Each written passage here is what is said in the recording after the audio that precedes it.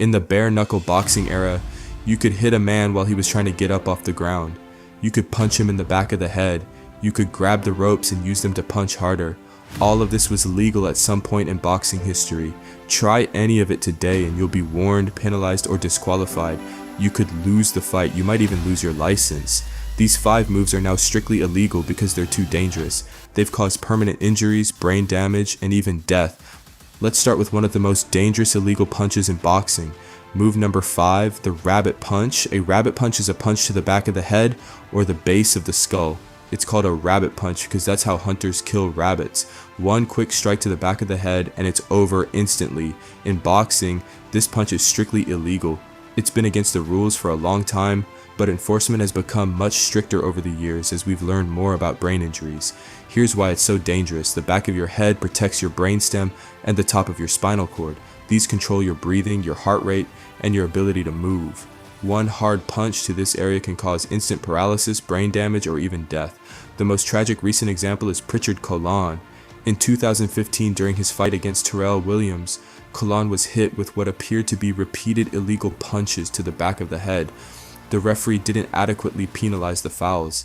After the fight ended, Colon collapsed in the dressing room. He went into a coma. When he woke up, he had suffered severe brain damage. He can't walk or talk normally and needs constant care.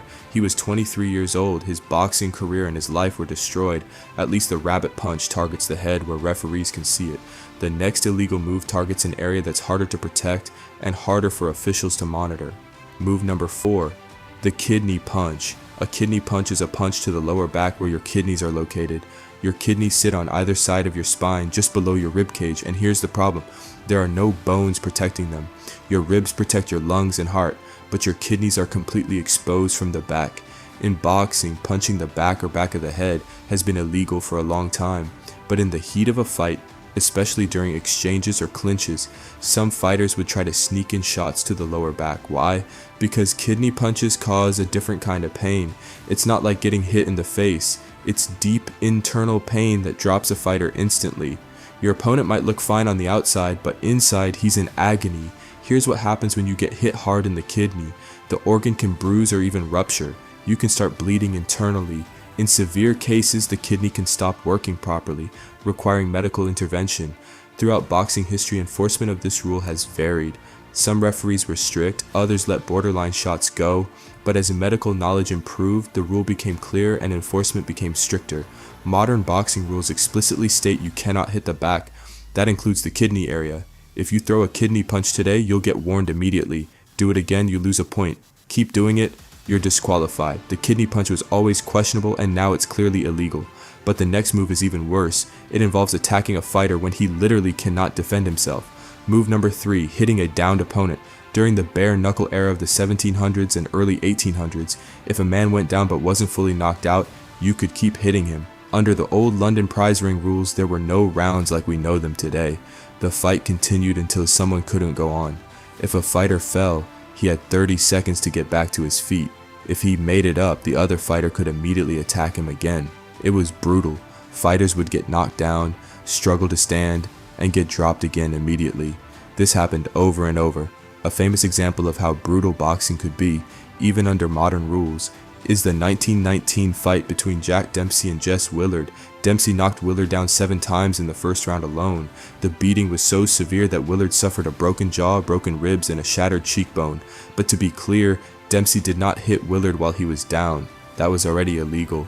The damage came from legal punches during the brief moments Willard was standing. Today, hitting a downed opponent is one of the clearest fouls in boxing.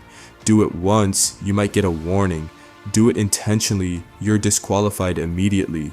Those first 3 illegal moves were about hitting dangerous targets or hitting at dangerous times, but the next 2 moves were about using the ring itself as a weapon. Move number 2, holding the ropes for leverage. Imagine you're in the corner of the ring, throwing punches. Your opponent is trying to push you back, so you reach out with your free hand, grab the top rope, and hold on tight. Now when you punch, you've got extra stability. The rope keeps you anchored. You can throw harder without losing balance. You can't be pushed backward. This is illegal in modern boxing, and it has been for a long time. Here's why. When you hold the rope, you're using the ring as a third point of contact. You've got your feet on the ground and your hand on the rope. That gives you way more stability than your opponent, who's standing on his own. In earlier eras of boxing, enforcement of this rule was inconsistent. Some fighters would sneak in rope grabs, especially in the corners. Some referees were strict, others let it slide. You still see fighters instinctively reach for the ropes when they're tired or hurt. It's a natural reaction, you want something to hold on to, but referees stop it immediately. Because if you let fighters use the ropes for leverage, it's not a fair fight anymore. Holding the ropes gives you an unfair advantage, but the number one illegal move is completely banned because it's unpredictable, dangerous, and has no place in boxing. Move number 1, the spinning back fist. A spinning back fist is when a fighter spins his entire body and hits his opponent with the back of his hand or forearm. In boxing, this is completely illegal. It's been against the rules for as long as modern boxing has existed because boxing requires that you strike with the knuckle part of a closed fist. Here's why it's banned in boxing. First, when you spin, you're not hitting with your knuckles. You're hitting with the back of your hand, your wrist, your forearm, or even your elbow. That's fundamentally against boxing's rules. Second, spinning generates massive rotational power. Your entire body is turning, which creates way more force than a standard punch. If that kind of power connects with your forearm or elbow instead of a padded glove, it can cause serious damage. Third, it's completely unpredictable. Your opponent can't see it coming because you're spinning. It usually catches someone on the side of the head or the temple, the most vulnerable part of the skull. The impact can cause severe head trauma, whiplash, or instant unconsciousness. That's the number one illegal move. It's unpredictable, dangerous, and completely against the rules. These moves were banned or strictly enforced to protect fighters, but boxing is still one of the most dangerous sports on earth. Brain damage, broken bones, careers ended in seconds. I just broke down the 5 most brutal injuries in boxing history. Moments so violent they changed the sport forever. Fighters who were never the same after one punch. Click the video on your screen right now to see the most devastating moments in boxing. I'll see you there.